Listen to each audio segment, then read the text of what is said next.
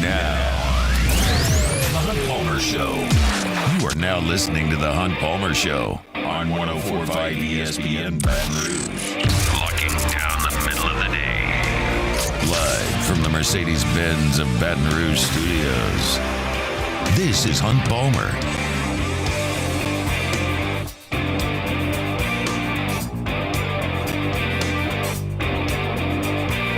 Welcome in! Hunt Palmer coming to you from the Mercedes-Benz of Baton Rouge studio downtown in the capital city on this Wednesday, about half the work week in the rearview mirror. Appreciate you hanging out with us here on 104.5 ESPN Baton Rouge. Jacob Beck and Casey Gaines back there on the ones and twos. Busy. Jay Johnson was with the media earlier today. Koki Riley covers the team for The Advocate. He'll be with us in 15 minutes. It's a What If Wednesday. You can fire those away in the Bayou Ford chat over on YouTube. Matthew Bruni with us at 2 o'clock, covers LSU basketball exceptionally well for the folks over at On 3. And there's a big one tonight. 7 hours from right now in the Pete Maravich Assembly Center will be LSU and Kentucky. And Bruni will help us break it down. Dennis Allen was on the NFL Network last night. We've got some sound from him regarding Derek Carr, the new offensive scheme, Cam Jordan, among some other things. And you know what? The bottom of next hour, I've only done this once this whole year. We're going to do it again. I'll throw some SEC basketball power rankings at you, see where LSU stacks up. I think we'll learn a little bit more about the Tigers tonight, and that's where we'll start here today on this Wednesday. LSU and Kentucky tonight inside the PMAC. Always the biggest draw of the year. Kentucky will bring some fans. And generally speaking, LSU fans will show up to watch Kentucky play. So it is a school night. It is a late tip-off, so I don't expect a sellout. I don't expect a jam-packed crowd, but I expect a reasonably good environment. And that's what you would hope for the game tonight. LSU's coming off its best win of the season, going to South Carolina and overtaking a 16-point lead and winning that game on the road against the top 15 team. Kentucky themselves coming off their best performance of the year, a win over Auburn on the Plains. Nobody goes in there and beats Bruce Pearl's team, and Kentucky was able to do that. This is a Kentucky team that is 18-7 on the year. They are 8-4 in league play. And I think if you look at that for most teams in the country, they would suggest that's a pretty good spot. However, Kentucky fans are a little bit uneven in their support of John Calipari because of the lack of recent tournament success. And while last year did not go nearly as well as many at Kentucky would like, with Oscar Tshiebwe returning and some real talent around him, the thought was, okay, this next year is going to be really, really good for Kentucky because this is what John Calipari does. He goes and racks up elite high school talent and puts together a bunch of NBA guys who are going to be lottery picks. That's what we've been good at in the past. I know it's a different era with the transfer portal, but that's what's coming. And John Calipari went out and signed the number one class in college basketball. It included DJ Wagner, who's a top 5 recruit. It included Rob Dillingham, a top 15 recruit. Reed Shepard, a top 25 recruit. Justin Edwards, a top 5. I mean, they had 4 guys in the top 15 if you look at whatever service in this class. And the thought was, okay, you've got some veterans. You're bringing in a ton of high-end talent. This should be a really good team. And it's not a really good team. It's a good team. It's a team that on a given day in Southeastern Conference play can play with anybody. But it's also a team that showed significant flaws over the last 3 months. Let's look at Kentucky big picture here. We'll start with their offense, which has been exceptional. Fantastic offensive performances most times out. They're number 12 in the country in offensive efficiency. They play very, very fast. They're number 7 in the country in possessions, so top 10 in possessions. And because they're efficient and they play a lot of possessions, they're 3rd in the country in points per game. Now, this is a little bit different for a John Calipari team. They're elite shooting the basketball. 2nd in the country in three-point percentage. But they don't force it. Now, Alabama forces that issue, and they're good at shooting. Kentucky doesn't force the issue. They're elite at shooting. They're 93rd in the country in three-pointers attempted per game. So it's not like they're Alabama. They're trying to get it up as quickly as possible. But when they shoot them, they're usually good shots, and they make a lot of them. They take care of the ball. Assist-to-turnover ratio is number 8 in the country. That is elite. So you look at offensive efficiency, how quickly they play, points per game, three-point shooting, assist-to-turnover, all of that is gorgeous on the stat sheet, and it shows up most nights.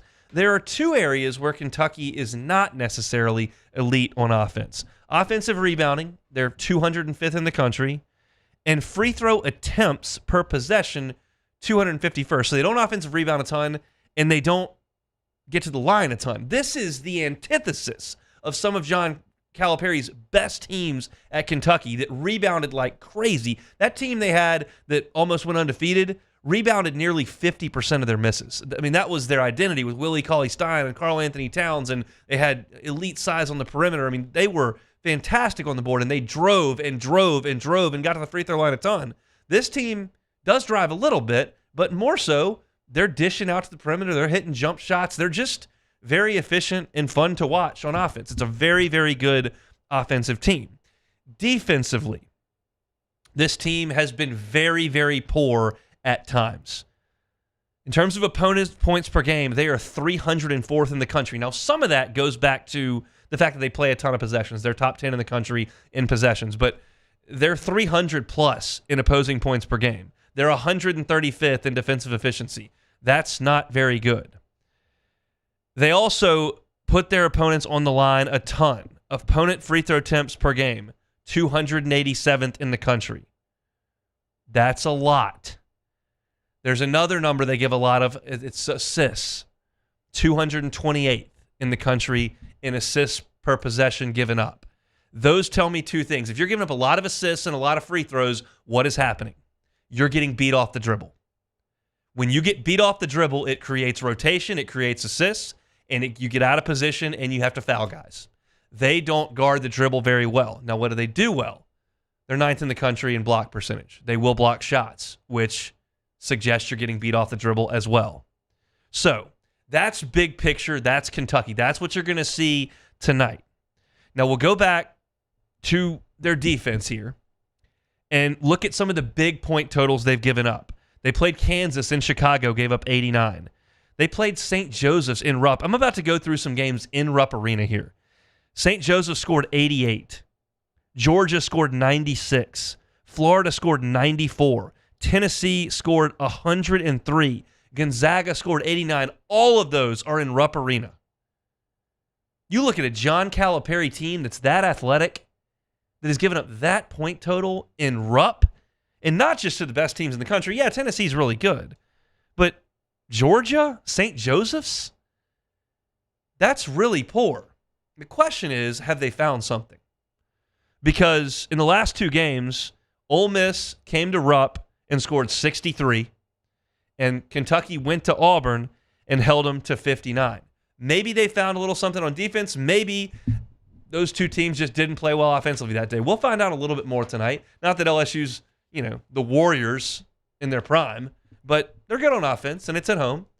Does LSU run this thing into the 80s, or has Kentucky found something? They hold LSU closer to 65. Time will tell. I want to talk a little bit about their personnel, and then a big, big key in this game that I see for LSU that I have not said in 2 years, but a big key that I see. Kentucky's backcourt has 2 starters, DJ Wagner and Antonio Reeves, who are very good players. Wagner is the only poor three-point shooter among the guards, but he was a top 5 recruit. He's a 6'4 freshman, 11 points per game. He's a good player. Antonio Reeves is another starter for him at this point, and he's 44% from threes. Their leading scorer at 19 points per game. Last year, he's a 6th man of the year as a grad student. He's kind of coming to his own. He's very, very good. And then they'll go to the 2 freshmen off the bench who are fantastic. Rob Dillingham is 6'3", 176 pounds, scores 15 points a game, shoots 45% from 3, dishes out some assists. He was a top 15 recruit. He's been sensational. He's going to be on the All-SEC freshman team, maybe some national all-freshman teams. He's been great. And Reed Sheppard is right there with him coming off the bench. Sheppard was a top 25 recruit. He's a legacy for those that are a little older than me. You'll remember his dad, Jeff Sheppard, who was the MVP of the 98 Final Four. Incidentally, Reed Sheppard's mom played basketball at Kentucky as well. He's a legacy. He was always going to Kentucky, and he's been awesome. He's shooting 51% from three. And it's not like he's 5 of 10. He didn't shoot a ton. He shoots, 4 a game, but he's shooting 51% from three. Those two guys coming off the bench are great, and they're going to score. But here is a key for LSU that I've watched Kentucky play a lot. I've watched LSU obviously play a lot. I'm banking on Kentucky's poor defense coming back, and there's one player who I identify in this game that may be able to hurt Kentucky. It's not Tyrell Ward shooting the three. It's not Will Baker stepping out and shooting the three or going to the post. It's not Jalen Cook if he comes back. It's not even Jordan Wright, who's been really, really good for the last 3 weeks. To me, LSU's X factor in this game is Trey Hannibal. Trey Hannibal's been on this team for 2 years. I have not once called him the key to the game. Why do I say that? Well, I told you with those defensive stats that Kentucky does not like to play defense, and they have done a very, very poor job at keeping teams off the free throw line and allowing assists. That means dribble, drive, dribble, drive, dribble, drive. What does Trey Hannibal do? He drives. Trey Hannibal is listed at 6'1", 221 pounds. He is built like an SEC running back. Rob Dillingham is 6'3", 176. He's given up 50 pounds to Trey Hannibal. Reed Sheppard is 6'3", 187. He's given up 30 pounds to Trey Hannibal. DJ Wagner is 6'4", 192. He's given up about 30 pounds to Trey Hannibal. These are boys. They're incredibly talented, and they're going to be real rich in about 3 months. But Trey Hannibal is bigger and stronger and meaner than them. And I know they're not going to guard him at the three-point line. They're going to sag off. But Trey Hannibal is going to have to play his best game at LSU tonight for me and get into those guys' bodies, create contact, force rotation, make good decisions, don't turn the ball over, and finish when it's possible. That, to me, is LSU's best chance here. Yeah, I'd love it if Jordan Wright made 6 threes like he did against Kentucky last year at Vanderbilt. Yep, I'd love it if Tyrell Ward got sizzling hot or Will Baker had one of those heaters like he did 2 weeks ago. All that sounds super awesome. But in terms of the matchup, this makes the most sense. Now, Trey's limited because he can't force Kentucky to go to the three-point line to guard him. He's going to have to just do it with some brute force. But he's got 30, 40, 50 pounds on some of these Kentucky freshmen. He's got to make them guard him. And that takes time off the clock. It's hopefully going to create some open shots for LSU on offense and maybe slow this game down a little bit. LSU really, really, really does not need to get into a 98-96 game here. That's Kentucky's game. That's Bama's game. We've seen LSU try to do that. It doesn't work. And you really don't need to fall behind by 16 against these guys either because they're not going to stop making jump shots. You need to slow it down. Don't turn it over and give them pick sixes.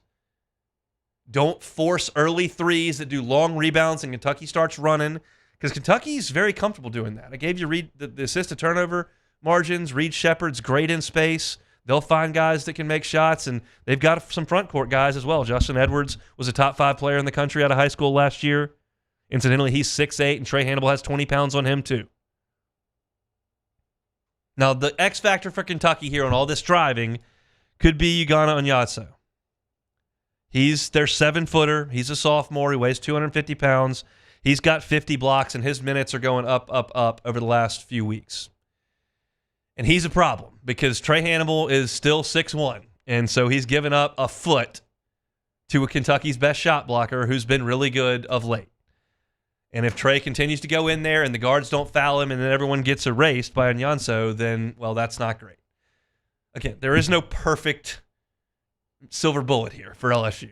But I'm trying to find something in what I see in watching Kentucky and what I see statistically.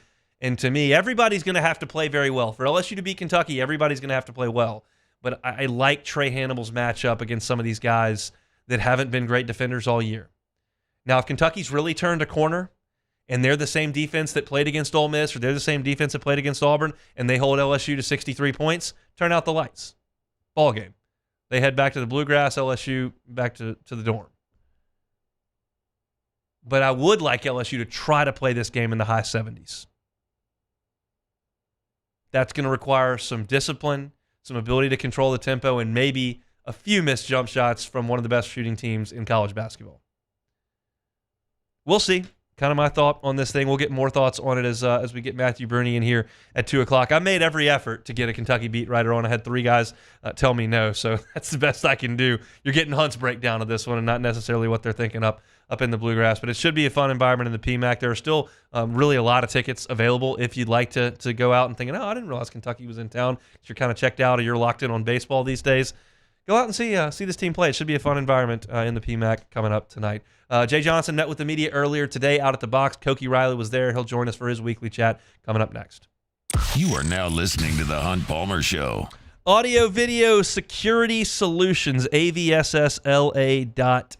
I know some of us have trouble at home with the Wi-Fi. Maybe you get a little bit too far away from the router, or you just live in a spot where service is a little bit spotty. That's really frustrating because basically all of us need Wi-Fi almost all the time at this point. AVSS can help you with that. They can give you mesh Wi-Fi to boost your signal strength all over the house. Maybe you've got a lot of square footage. Maybe you're in a weird spot. Let AVSS come in and look at your internet situation and go ahead and put that mesh Wi-Fi in to boost your signal all over the house. You know they can handle your audio with the surround sound, the video, mounting televisions, getting you set up that way. And you know they can handle security systems as well. They can do it all. Check them out on Instagram. A lot of great videos, AVSS_BR, or online, avssla.com. That's our friends at Audio Video Security Solutions.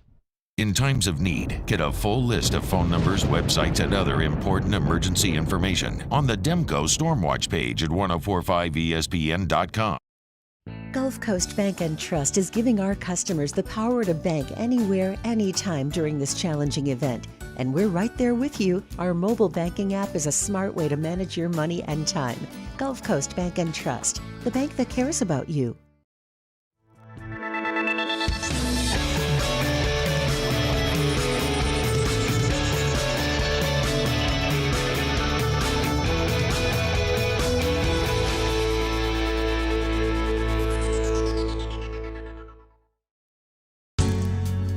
Was a humid day,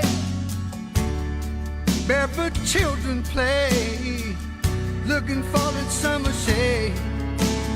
Time just slips away. Oh, Louisiana, some kind of hold on me. Like cypress stumps, your roots are planted deep inside of me. Electricity is all around us, and our families depend on it. Every day is sparked by the power of a cold drink or a warm meal, a movie night, and a comforting light at the end of a dark hallway. From sunrise to sunset, playtime to bedtime, our team is ready to take care of your electrical needs. Even in the case of an after-hours emergency, the light in your life shines brighter with Mr. Electric. Jerry and Benny Payne began Central Plumbing Company out of their driveway in Tanglewood subdivision. 50 years later and 4 generations down the road, we continue to serve Baton Rouge and the surrounding areas for all of their plumbing needs. Residential, commercial, industrial, or hospitality, Central Plumbing is here 24/7, 365. We want to thank our customers, family, and friends for 50 years of success. And looking forward to 50 more. Hey, it's Matt Moscona. For years, you've heard me tell you about Insurance Network of Louisiana, helping you find better coverage for less money. But it's not just for your home and auto. They also offer commercial property. So, retail stores, professional offices like doctors, dentists, attorneys, clothing boutiques. Insurance Network of Louisiana can find you better coverage for less money. They service the entire state of Louisiana, and they're local. So call today at 293-0450 or lainsurance.net. There it is, the extra mile, on the border of expected and extraordinary, for those willing to go further. like vans customized for work or play. With safety and tech to keep you connected. Supported by a 5-star sales, service, and finance team. And backed by the 1-star you know. So go the extra mile. It's Moscona inviting you to join us for Wednesday Hump Day AFR, presented by Pluckers, Tigers, and Wildcats. LSU welcomes Kentucky to the PMAC. We're previewing it. Join us 3 to 6, 104.5 ESPN Baton Rouge.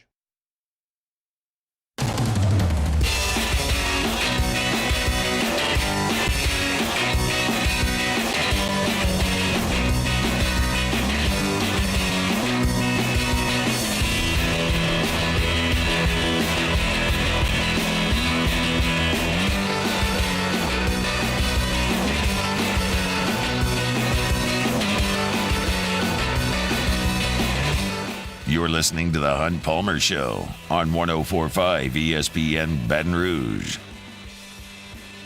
Incidentally, for those students that are headed out to the PMAC tonight for LSU and Kentucky, 8 o'clock tip, first 500 students, free canes, which is pretty good. I would like to partake in that. Unfortunately, they kicked me out in 2011, so it's been 13 years since I was eligible for student promotions. But get out there and make it a good student section and environment for LSU and Kentucky inside the PMAC. We'll talk about that game a little further with Matthew Bruni coming up at 2 o'clock. We also got What If Wednesday coming at you here in 10 minutes. LSU back in action tomorrow at the Box for another 4-game weekend set. This time it's not Friday to Monday. It'll be Thursday to Sunday. Jay Johnson met with the media to preview it, and with us now, was there earlier, is Koki Riley with the Advocate, LSU beat writer, with us every single Wednesday. Koki, how are you?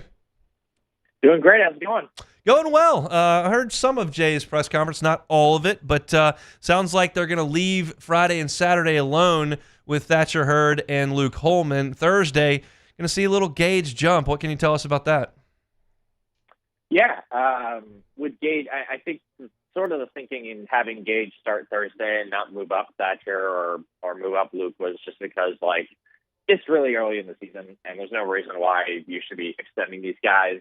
And if Jay Johnson thinks that Gage Jump can handle, kind of a short starter's workload, which is 45 to 40 to 50 pitches, which is what Gage said that he hopes to throw, then why not, right? And I think that he's a really good starting pitcher, obviously, and did really well during his time at UCLA just as a freshman before, obviously, the Tommy John surgery. So I'm really interested to see, an extended look from him because he only threw 11 pitches in his outing on Friday as a bullpen. Look, we know how Jay handles injuries in the media. He's not going to say very much at all. But we know from going to practice that Gage Jump was kind of MIA the last couple of weeks, and he only threw 11 pitches over the first weekend. So have y'all asked Gage how he feels? Is there anything to this physically, or they just want to take it slow? I think they're just taking it slow. And like I said, Gage hopes that he can get up to 45 to 50 pitches, which is a bigger load. And I think they wanted to throw him more than just an inning last week, but just due to circumstance and wanted to close out the game, they threw him in the 9th inning on Friday. So I think physically he's fine, and I don't think they would start him in this game if they didn't think he was right physically. I heard Jay's answer regarding Thatcher's outing on Friday. I'll let you kind of elaborate on what the head coach thought about his Friday night guy on opening day. Yeah, it was just, part of it was Jay sort of talked about how, for the first 8 batters, he was excellent. He retired 7 of the first 8 guys, and the one guy who did reach got thrown out. So, and he looked really good. And, his fastball, all of his stuff, it looked really, really sharp. And then he got the 2 strikes with 2 outs on that 9th batter in the 3rd and walked the guy. And all of a sudden, VMI started putting some hits together, and he gave some credit to VMI's hitters. And he is right that VMI was and still probably is a really good mid-major hitting team. And and then all of a sudden it just sort of fell apart for him. But I think he was encouraged the fact that there weren't a lot of walks, but at the same time he was sort of falling behind batters and trying to catch up by, throwing meatballs down the middle. So, like I thought it was a pretty concerning performance just personally, but at the same time, like I guess you could make the case that he was a pitch away from getting out of it and cruising through potentially the fourth inning as well. Fidel Ulloa was a little bit of a surprise to me over the weekend with his stuff and kind of the spots that LSU put him in. It's pretty high leverage spots. What did you make of the junior college transfer and his couple of outings in the first weekend? Yeah, he's really sharp. Has a really great relief pitcher profile with that fastball and that slider. Fastball's in the mid-90s, slider's really sharp. He looked like he really belonged out there. And I wouldn't be surprised if he becomes like a top right-handed relief option for them this season. And they kind of need that because they don't have as much right-handed relief depth as they do left-handed relief depth, because this is a really strange team that that's just super deep with lefties. So I'm really curious to see like how his role sort of evolves throughout the season. And he has been very impressive. Do you think Jay would like to have a closer? He's not had that really in the last 2 years. I mean, Gervais and Raiselman were kind of 1A and 1B a couple of years ago. But do you think he would like to have a guy? I think with Jay, it's all about the matchups. Yep. And if he has to throw his quote-unquote closer in the seventh inning, he'll do it. And I don't think he really believes in the whole closer concept. And that's kind of more of a modern approach to looking at relief and deploying relief pitchers, right? And he's just going to go with who. I mean, if there's two lefties coming up, he's going to throw a lefty in there. If there's two righties, he's going to throw a righty, and vice versa, and all that good jazz. So it's very matchup dependent with him. But I mean, if you had to pick out a reliever, I guess you'd say Justin Lohr for lefties and Gavin Guidry for righties, and maybe throw Fidel's name in there and a few others, right? Who guys who I think he'd be confident with in high leverage spots. Let's just say that. Koki Riley is our guest, LSU beat reporter for The Advocate, joining us every Wednesday here at 1:15. We saw over the weekend that Kling sat a game, Jake Brown sat a game, Milam sat a game, and Jay mentioned apparently on Monday about some sort of 5-man rotation. Can you kind of speak to what he's looking at there?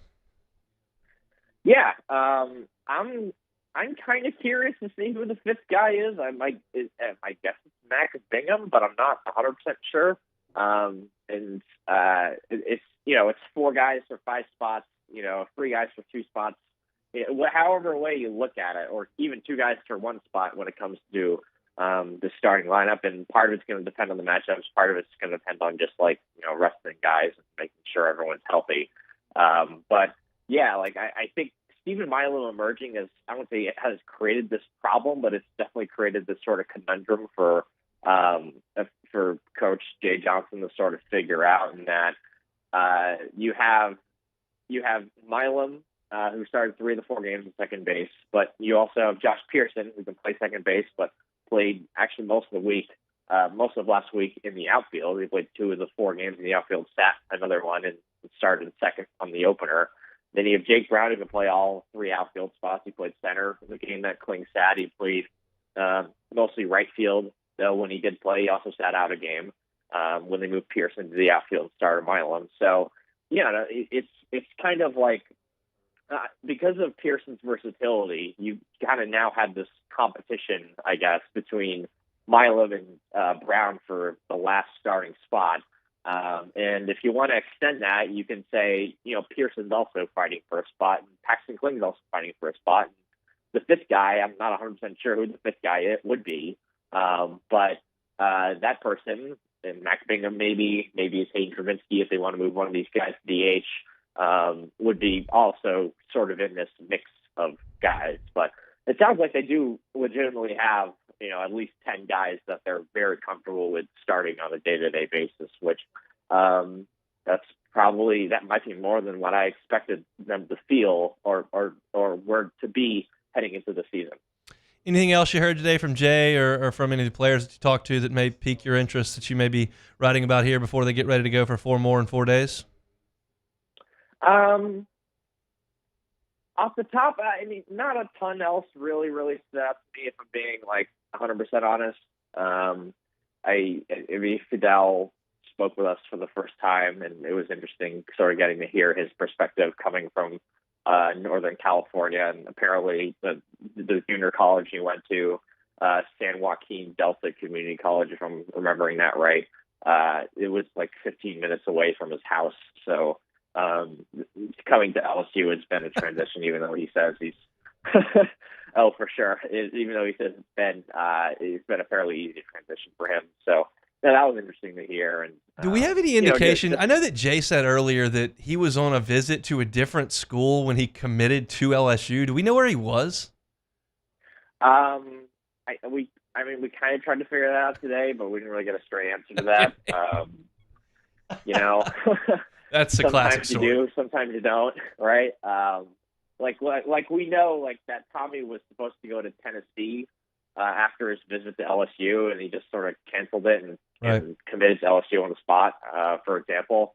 But yeah, like he was on a visit somewhere else when he called Jay to say that he was going to commit. And he committed before visiting here. We also learned that, which was kind of interesting. And they said before that they said Josh Jordan down there to sort of scout him and learn about him a little bit. And apparently Jay has a long-standing relationship with the coach over there at San Joaquin. So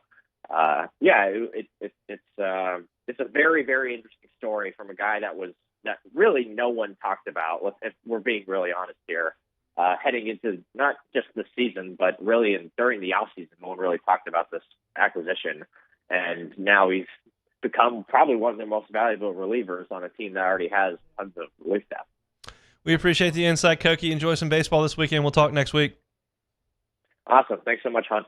He's Koki Riley, LSU beat reporter for The Advocate, joining us every single Wednesday here on the Hunt Palmer Show. It's Wednesday. It's 1:30, so we'll take a time out, come back, and do some what-ifs next. The Hunt Palmer Show. Our listeners fire off their opinions on the jimsfirearms.net hotline at 499-1045. Keep listening for your next chance to shoot us your thoughts with the jimsfirearms.net hotline on 1045 ESPN Baton Rouge. There it is, the extra mile, on the border of expected and extraordinary for those willing to go further, like vans customized for work or play, with safety and tech to keep you connected. Supported by a 5-star sales, service, and finance team. And backed by the 1-star you know. So go the extra mile. It's never crowded because so few have what it takes to go there. Mercedes-Benz Vans.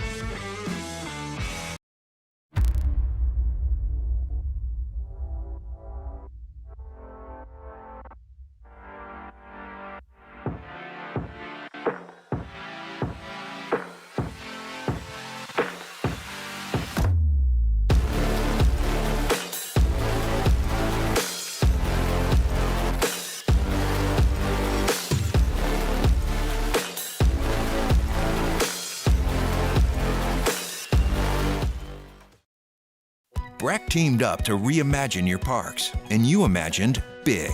With your help, we went to work, creating 12 beautiful community parks across the parish and miles of trails. And parks just for your dogs.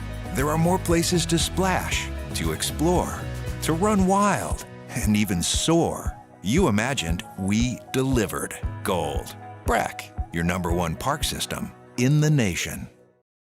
Yo, Jake here from my friends over at Community Steel Company located in Gonzales, Louisiana. The local place you can turn to for all of your metal building needs. Notice I said local, not Houston, not Dallas, not Atlanta, but right here in Gonzales. Visit them at their brand new state-of-the-art website at communitysteelco.com or pick up the phone and give them a call today to answer all of your questions on your metal buildings, roofing and sheet metal, and any other steel needs you or your business need at 225-647-2020. I've been doing business with Luba for 25 years. They're dependable, trustworthy. It's just the attention to detail with our clients. Our folks have years and years of experience. They're highly trained professionals, but many companies have that asset. What I'd like to think makes Luba a bit different is that we use those talents in a way that truly is dedicated to serving the needs of the folks who depend on us. Dylan Cruz here to tell you about Six Rings Baseball and Softball Camp. If you live on the North Shore and play ball, go to Six Rings Camps with former LSU assistant coach Dan Canaveri. His knowledge is second to none, and your child will improve and have fun doing it. Camps were held at Coquille Park and Six Rings Academy in Covington with 4 sessions over the summer. Full day and morning only sessions are available from ages 7 to 13. Go to sixringsbaseball.com or call 985-206-9096. Learn the game to love the game.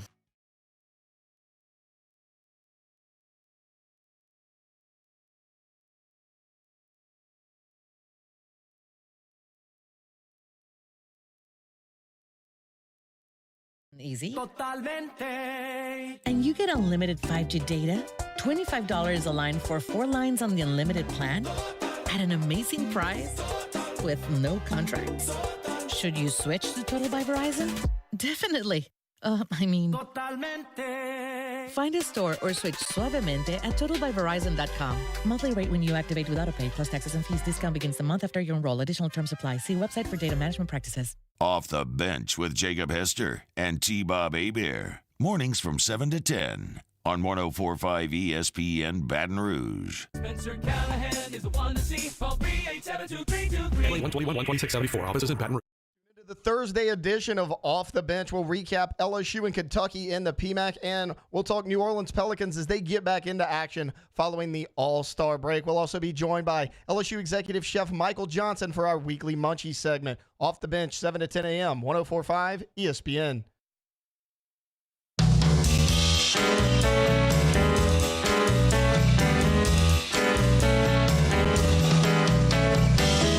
This is the Hunt Palmer Show on 104.5 ESPN Baton Rouge. Thanks to Cokie Riley for jumping on, talking some LSU baseball. Tigers back in action 2 o'clock tomorrow, right in the middle of the Hunt Palmer Show, which is very sad for a number of reasons, but it's okay. The show will go on. The team will go on.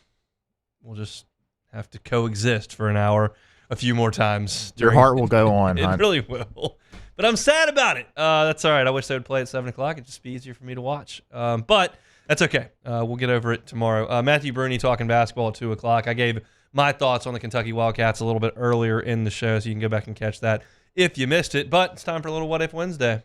Time, space, reality. It's more than a linear path. Where a single choice can branch out into infinite realities. Follow me and ponder the question, what if? All right, first one here. What if someone asked you for one Louisiana meal recommendation regardless of price? Outside of Corks, you mean? Yeah, of course, yeah. Look, I love those French Quarter restaurants. I love Galatoire's for the experience and the wait staff, and Antoine's and Arnaud's. My wife and I had our birthday dinner at Irene's this year, which was awesome. Absolutely loved it. But honestly, I did this once with a college kid from Minnesota who came down for a summer intern, and we drove down to New Orleans, and we went to Parkway and got a surf and turf. And that golden fried shrimp with the roast beef and the gravy on that Leidenheimer, like that is fantastic. He said it was the best sandwich he had ever had, and I'm probably going to go there. I guess maybe a messy sandwich isn't for everybody, but I certainly love it. I mean, look, you're eating on a plastic table with a fountain drink, but it's probably going to be a surf and turf away from Parkway. That's pretty good, yeah. I don't know. I don't even know. It would take me a while to think about it, so we're just going to move on. I went to Palace Cafe for the first time ever. Not Palace Cafe, Commanders. Yeah, the first time ever for jazz brunch on Christmas with some of my wife's friends. Fantastic food there, too. But I think I'm going Parkway for the sandwich. I think I agree, too, because it's not like Louisiana food. It's not like it's known for this fancy atmosphere or, white linen cloth and everything. That's what it's known for. So do something like that for sure. All right, moving on here. What if someone asked you to plan the perfect Chicago summer day? Ooh. Okay. So I would start with brunch at Cindy's, which is right by the Big Bean. Right there, you can see the water. It's on the top of the hotel, Chicago Athletic Center Hotel. Start there. Then it's going to be Friday, so we're going to go to Clark Street We're going to get probably going to go to Old Crow Smokehouse for some barbecue for lunch and a cold beer. We're going to sit out in the bleachers, watch the Cubbies play, hit Clark Street for a couple post-game drinks, and then I'm going to Chicago Cut for a steak. It's right there on the Chicago River. You can sit outside. Basically, the entire restaurant's right there. Awesome ribeye there at Chicago Cut. So that's going to be it. I'm going to do brunch. We're going to get some barbecue. We're going to go watch the Cubbies, hit Clark Street, and then we're going to go get a big Chicago steak. That's going to do it. I got 2 things: Portillo's for a hot dog.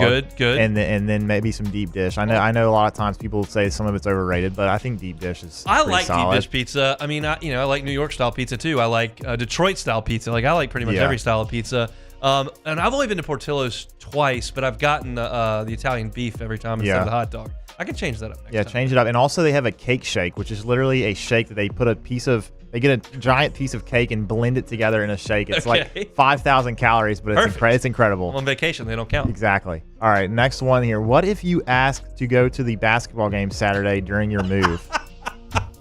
Oh man, divorce papers. I've got an attorney for that, so we'd be okay. But yeah, that's not going to go over. My parents are coming in. I thought about the possibility because my dad doesn't come down for a lot of basketball and baseball games. He comes to 3 or 4 football games a year, but doesn't see the basketball team or the baseball team very often. I was thinking, well, he's going to be here. Maybe we can skirt over there for a 7:30. That's not going to happen. That's just simply out of the question. Unfortunately, it's a good chance for a win there against Mississippi State. It is. Hopefully they do win. I just don't think I'll be there to see it. If I am, my wife will probably have changed the locks to our new house, and I'll be sleeping on the PMAC ramp. So that's the way that'll go. All right, next one here. What if you got to play one golf hole, I'm assuming, in the world? Oh, man. And I think, to me, if I were you, I'll say it needs to be somewhere you haven't played before. Because sure. I mean, I've already played some. So it's Pebbles off the list, Cypress Point's off the list. It's really the only iconic places I've played. I mean, I played some courses that I really enjoyed, but I don't know if it would be classified as iconic. I would really like to play 18 at St. Andrews, that really short par 4, and just try to bomb it down there on the green with the Valley of Sin. But I think the answer is probably got to be 13 at Augusta. You got to play the par 5. I hit that draw around the corner and then try to go for the green off that hang and lie. That's probably the answer. But I'd like to give that one a little more thought. Right now, my answer is going to be 13 at Augusta. You got one in mind? Yeah. Mine is number 1 at St. Andrews because it's got to be the easiest hole that they ever play on any major event tournament, and I have the best chance of making a birdie on a hole that they play in a major. So that's what I'm going with. Honestly, of the iconic holes, your best shot at a birdie is if the wind's down at Pebble on number 6. Yeah, number 6. Yeah, 7. Yeah, 7. Because it's 100 yards and there's no wind. I played it with 100 yards and no wind. It was a flip wedge. Yeah. There's nothing. Now they played it, at the event this year, and guys were hitting 7 irons, so it can be very difficult. But yeah, I mean, it's an iron off the tee at St. Andrews and then a little wedge over the creek. Just don't hit it fat and leave it in the creek. The burn, I should say. The burn, yeah. All right, what if you were GM of the Bears and had to handle the number 1 pick? That's easy to me. I'm definitely trading Justin Fields for 2 reasons. One, I don't think he's the answer. And even if he is, he's almost off his rookie deal. You've only got 1 year left on that, and then you're going to have to pay him. So if you draft a rookie, you restart the clock on a rookie contract at quarterback, which is the best way to put your roster together. Now, if you've got a great quarterback and you've got to pay him $35-40 million a year, that's a good problem to have. But I think that you could do a lot better than Justin Fields. I would draft Jaden Daniels. That's a homer pick. It's the one I know the best. I didn't watch all of Caleb Williams' snap last year, but I just think Daniels has a chance to be really, really good. And I just like everything he did this past year. The first piece of it is so easy. You get rid of Fields. If you get a 3rd or 4th rounder, I'll take it. But the benefit of it is, okay, I'll take my draft pick, and 1, I get a quarterback, and 2, he's going to be on a rookie deal for 4 years. That's potentially that window the Bengals were in that was so awesome. The window that the Chiefs were in with Mahomes for a short time there too, even though he didn't play his first year. That's the best way to go about things. I think the Texans are right there now. If they feel like they've got a great one in C.J. Stroud and he's not making a lot of money, seems like they do. That's the answer for me for sure. All right, last one here. What if you could control the outcome of one non-LSU SEC football game this fall? That's right now is going to be an Ole Miss game. I mean, I don't I mean, usually that would always be like Alabama, Tennessee. I want Alabama to get a loss on the other side, and I would want But that. now it doesn't matter because there's no division. There's nobody in a division, and Ole Miss is the flavor of the week, and I don't really need them catching any momentum. So I would say I would make sure that Arkansas beat Ole Miss. That would be the game I would decide. I would take a terrible Arkansas program that's going to probably fired his coach by the time they play this game in November. I would take Arkansas beating Ole Miss. That would be my pick, which is crazy that I'm putting this much focus on Ole Miss and not A&M and not Bama, but it's a whole new world. We don't have divisions, and look, Ole Miss is the flavor of the week. So and it's like Georgia is, even if you give them a loss, that's probably gonna be their only loss. So who cares? It doesn't matter. I don't really. I mean, I may care if LSU's in some sort of race with them at the end, but as I sit here today in February, I gotta make sure Ole Miss doesn't. I need Ole Miss to get bad, and you know what the quickest route to that's probably Napier gets canned at Halloween because they're terrible again, and Florida hires Kiffin. That's probably the quickest way to make Ole Miss irrelevant. That is true. Do you really think that's a possibility? Oh yeah. Yeah. I mean, Kiffin spent some time in Florida now with Florida Atlantic. That's true. He's FAU. Yeah. He's recruited Florida a little bit, and I think he's kind of got the blueprint, and he's exciting and fun. And Florida needs, not only do they need to win, it needs to be exciting and fun. They need to see Spurrier. They need to see Urban Meyer. He's about as exciting and fun as it gets right now in college football. So I think that's probably the answer. That's it for What If Wednesday. Appreciate y'all for getting those in on Twitter and on YouTube. We've got Matthew Bruni in 15 minutes talking LSU in Kentucky. We will close out hour number 1 coming up next. The Hunt Palmer Show. In times of need, get a full list of phone numbers, websites, and other important emergency information on the Demco's. ESPN Bet is now live in Louisiana, the official sportsbook of ESPN. ESPN Bet is the only place to find daily exclusives and offers with your favorite ESPN personalities and shows. You can sign up today, and new users can get $100 in bonus bets for making any sportsbook bet. So find your favorite markets and bets like in-game wagering, cross-sport parlays, teasers, and all the props you can handle. That's ESPN Bet. You can download today. What a play. Must be 21 or older. Gambling problem? Call 1-800-522-4700. In partnership with LeBears Lake Charles. Terms and conditions apply. See app for details. Bayou Ford has new 23 Ford F-150 STX trucks for only $39,995. $39,995 plus 1.9% financing for 72 months. And all new Bayou Ford vehicles come with a 1 million mile warranty. The crew at Bayou Ford is going to do right by you. Gulf Coast Office Products is a nationally recognized Savin office equipment dealer based right here in Louisiana. Over 100 employees strong, Gulf Coast has the boots on the ground to support all vertical markets from education, engineering, legal, and finance. With the latest in office technology from desktop to production segment units, Gulf Coast and Savin have the perfect fit for you. Call 225-756-2644. That's 756-2644 for Gulf Coast Office Products. Hey, it's Matt Moscona. For years, you've heard me tell you about Insurance Network of Louisiana, helping you find better coverage for less money. But it's not just for your home and auto. They also offer commercial property. So, retail stores, professional offices like doctors, dentists, attorneys, clothing boutiques. Insurance Network of Louisiana can find you better coverage for less money. They service the entire state of Louisiana, and they're local. So call today at 293-0450 or lainsurance.net. The Windsor Senior Living Community in Mandeville, Louisiana is a beautiful, vibrant apartment community geared toward seniors. They are nestled right in the heart of Mandeville, where seniors live a more carefree lifestyle in spacious apartments with the peace of mind that comes from having a little extra help. Call the Windsor at 985-624-8040 to schedule a lunch and tour. Come see how the Windsor can be your passport to peace of mind. Electricity is all around us, and our families depend on it. Every day is sparked by the power of a cold drink or a warm meal, a movie night, and a comforting light at the end of a dark hallway. From sunrise to sunset, playtime to bedtime, our team is ready to take care of your electrical needs. Even in the case of an after-hours emergency, the light in your life shines brighter with Mr. Electric.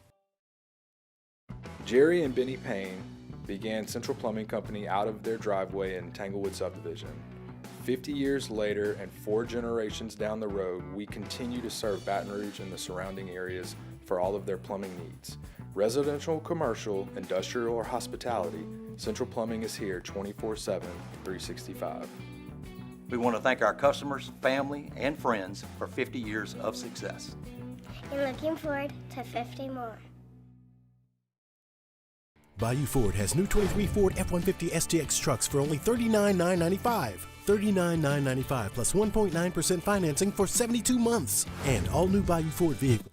Moscona inviting you to join us for Wednesday Hump Day AFR, presented by Pluckers, Tigers, and Wildcats. LSU welcomes Kentucky to the PMAC. We're previewing it. Join us 3 to 6, 104.5 ESPN Baton Rouge.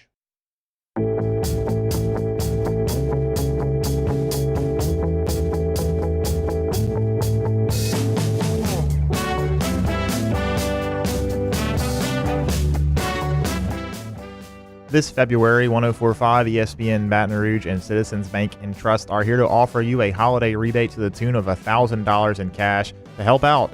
Signing up is as simple as heading to 1045ESPN.com. It's our annual holiday rebate gift to you from Citizens Bank and Trust in 104.5 ESPN Baton Rouge. You're listening to the Hunt Palmer Show on 104.5 ESPN Baton Rouge. Beck, I've got some very troubling news for you. Okay. Very troubling. LSU's NIT hosting chances took quite a hit last night. Oh, no. Yeah, it's just part of the deal. But it was humorous, nonetheless. I'm saying this because Texas A&M, who Joe Lenardi had in the tournament as of yesterday, lost a home game to the Arkansas Razorbacks. Oh, that's not good. It is not. The Razorbacks are 2-9 against everyone else in the SEC and 2-0 against the Aggies. They're terrible, yet A&M has not been able to beat them. Also, A&M, if you'll remember, went to Nashville and got beat by Stack's Doors. They did. They saved his job, actually. For the time being, they may have saved his job. Although, if A&M's or Vanderbilt's kind of paying attention, like, hey, I don't know if that win over A&M's all that good. Arkansas's beaten them a couple of times. So A&M's net dipped 5 spots to number 50. And for those who have no idea what I'm talking about with the NIT, the new rules are that the top 2 teams in the Power 6 conferences that do not make the NCAA tournament get to host an NIT game. And LSU is firmly in that mix as long as A&M and Ole Miss, who are ranked ahead of them in the net, make the NCAA tournament. And last night, Buzz's team really hurt themselves. Come on, Buzz. What are you doing, man? He's wearing 3-piece suits. And yeah, sweating, he is, but then he takes off most of it by the end of the game. Sometimes, and he goes to the T-shirt. You never really know. He's going to be high energy, probably not going to have a lot of hair, and he's going to usually have a 3-piece suit, and they're going to lose to Arkansas. So, as you look at where the net standings are as of today, A&M sits there at 50, and LSU is way, way, way back of that at number 88 and doesn't have a lot of chances to move up. You could certainly help yourself tonight if you beat Kentucky, but you're not really talking about LSU passing into these teams. You need them to make the tournament. And A&M, well, I don't think that was some sort of death knell to their tournament because they have 6 quad 1 wins, which is excellent. For a bubble team. They also have 4 quad 3 losses, which is not very good, and that net tumbling from 45 to 50 hurts their cause. So the question is, do I want to host an NIT game, but in so doing have to let Ole Miss and A&M in the tournament? Is that worth the trade-off? I think or do I want them to fail and I'll just go on the road in the NIT if I qualify? I think you want to host a game. Okay, I need Buzz and Ole Miss to get in and just not get out of the first weekend. Yeah, do you not agree?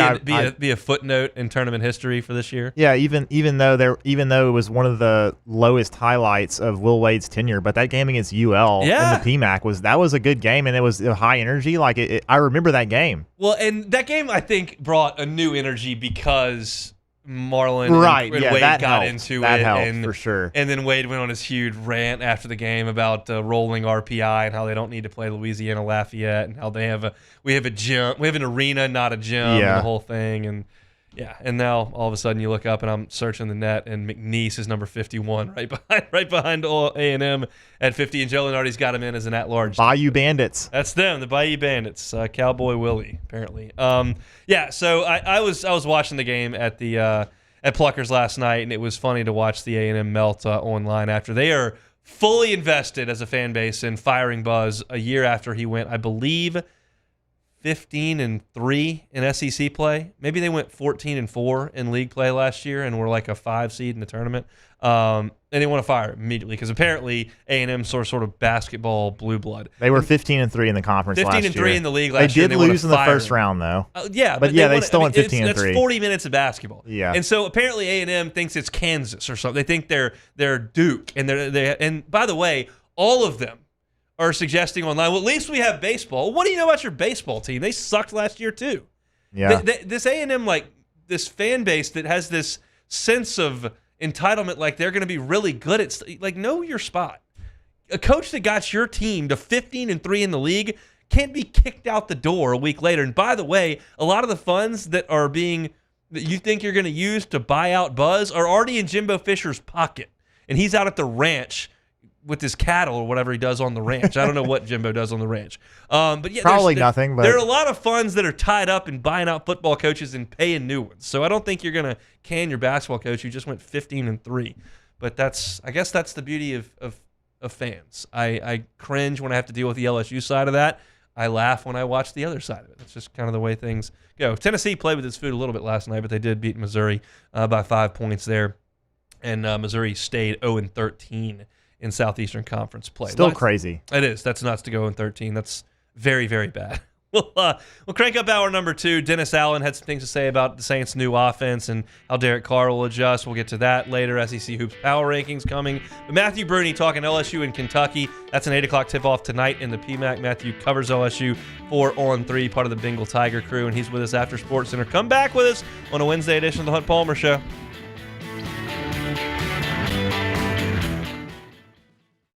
Bayou Chrysler Dodge Jeep Ram is taking $17,500 off new 23 1500 Bighorn trucks. We're open for business in our beautiful new showroom and taking $17,500 off new Ram 1500 trucks. All new Bayou vehicles come with a 1 million mile warranty. The crew at Bayou Automotive is going to do right by you.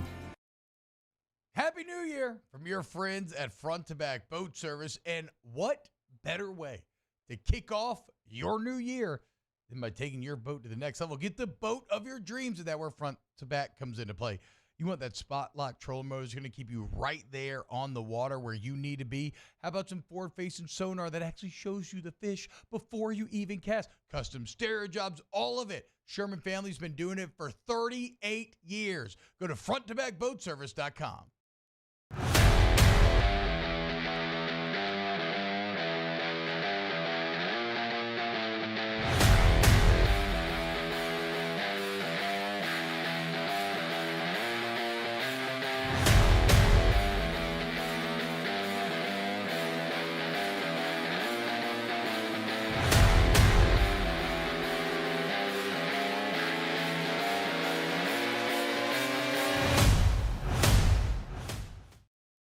Dylan Cruz here to tell you about Six Rings Baseball and Softball Camp. If you live on the North Shore and play ball, go to Six Rings Camps with former LSU assistant coach Dan Canaveri. His knowledge is second to none, and your child will improve and have fun doing it. Camps were held at Coquille Park and Six Rings Academy in Covington with 4 sessions over the summer. Full day and morning only sessions are available from ages 7 to 13. Go to sixringsbaseball.com or call 985-206-9096. Learn the game to love the game. Bayou Chrysler Dodge Jeep Ram is taking $17,500 off new 23 1500 Bighorn trucks. We're open for business in our beautiful new showroom and taking $17,500 off new Ram 1500 trucks. All new Bayou vehicles come with a 1 million mile warranty. The crew at Bayou Automotive is going to do right by you. Breck teamed up to reimagine your parks, and you imagined big. With your help, we went to work, creating 12 beautiful community parks across the parish. A family-sized water park, miles and miles of trails, and parks just for your dogs. There are more places to splash, to explore, to run wild, and even soar. You imagined, we delivered. Gold. Breck, your #1 park system in the nation. Yo, Jake here from my friends over at Community Steel Company located in Gonzales, Louisiana. The local place you can turn to for all of your metal building needs. Notice I said local, not Houston, not Dallas, not Atlanta, but right here in Gonzales. Visit them at their brand new state-of-the-art website at communitysteelco.com or pick up the phone and give them a call today to answer all of your questions on your metal buildings, roofing and sheet metal, and any other steel needs you or your business need at 225-647-2020. I've been doing business with Luba for 25 years. They're dependable, trustworthy. It's just the attention to detail with our clients. Our folks have years and years of experience. They're highly trained professionals. But many companies have that asset. What I'd like to think makes Luba a bit different is that we use those talents in a way that truly is dedicated to serving the needs of the folks who depend on us. There it is, the extra mile, on the border of expected and extraordinary for those willing to go further, like vans customized for work or play, with safety and tech to keep you connected, supported by a 5-star sales, service, and finance team, and backed by the 1-star you know. So go the extra mile. It's never crowded, because so few have what it takes to go there. Mercedes-Benz Vans.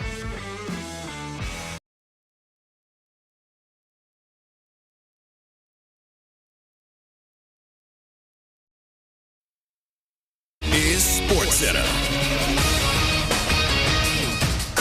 I'm Christine Lisi. Messi Mania returns to MLS tonight in the league's season opener. Lionel Messi and Inter Miami face Real Salt Lake. The megastar is ready to go after missing 7 of his last 14 matches with a hamstring injury, and he'll play plenty tonight, explains ESPN Deportes reporter Sebastian Christensen. Messi is going to play 90 minutes if needed tonight. Messi never wants to miss any matches. At this stage in his career, we saw the injuries catch up with him last year. And we have to take into account, though, that it's going to be his first competitive match in 3 months. He last played for the Argentina national team in a World Cup qualifier in November. ESPN bet lists Inter Miami as the favorite to win the MLS Cup. Raiders coach Antonio Pierce's approach to playing quarterback Patrick Mahomes and the Chiefs is something the team's late owner Al Davis would have loved. Pierce, on a recent episode of Max Crosby's The Rush podcast, discussed how Vegas has the Mahomes rules, explained it as similar to the Jordan rules used by the Detroit Pistons bad boys against Michael Jordan and the Bulls in the late 1980s. Former Royals All-Star Eric Hosmer announced his retirement after 13 MLB seasons. He helped KC win the 2015 World Series. Hey, it's your resident Super Bowl champ, Chris Candy. Coming up Thursday, I'll tell you the one team that needs to trade up and draft their franchise quarterback. It's Unsportsmanlike, 6 a.m. Eastern, right here on ESPN Radio, ESPN2, and ESPNU.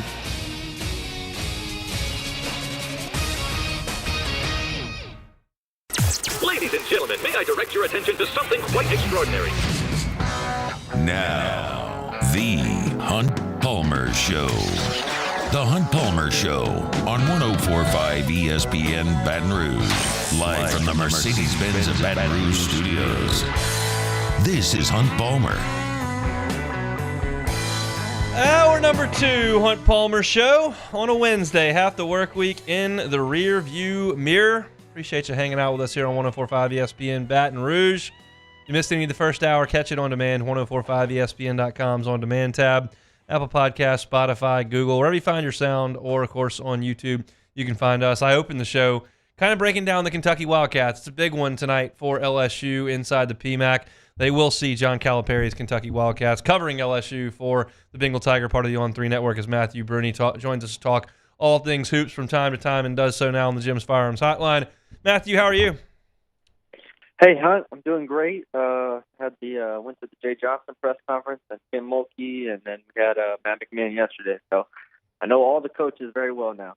All very different personalities there, but one of them has a huge game tonight, and that's Matt McMahon with his Tigers taking on Kentucky. Wildcats 18-7, 8-4 in league play. I want to ask you a little bit about Kentucky before we get into what's important for LSU. When you watch Kentucky, which I'm sure you do a couple times a week, and then certainly in getting ready for this game, what do you see specifically on the offensive side of things?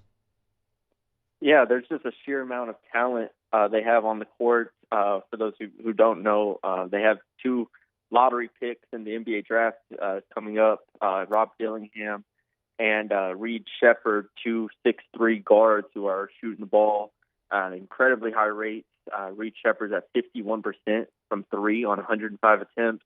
Rob Dillingham's at 45%. So they really spearhead everything, and they just starting with those two, and then they have three other players that are probably going to be top 45 picks. So just the sheer amount of talent on the court is overwhelming when you watch them, and it's hard not to get enamored with that. But then just the pace they play with, they're 17th in the country in tempo. They're top 100 in assist rate. So they share the ball well. They move it well. That's been their calling card. Calipari has another team with elite talent on it, especially on offense. Is it odd to you that Dillingham and Shepard most of the time come off the bench? I can't recall another team that had that much firepower that they wanted to bring off the bench. Yeah, so it's been kind of they've shuffled the lineup around a decent amount, but yeah, Dillingham especially coming off the bench consistently has been something that I've been surprised with, just because watching him, I would love if my San Antonio Spurs took him, at the 6th pick or something like that in the draft, because he can really fill it up.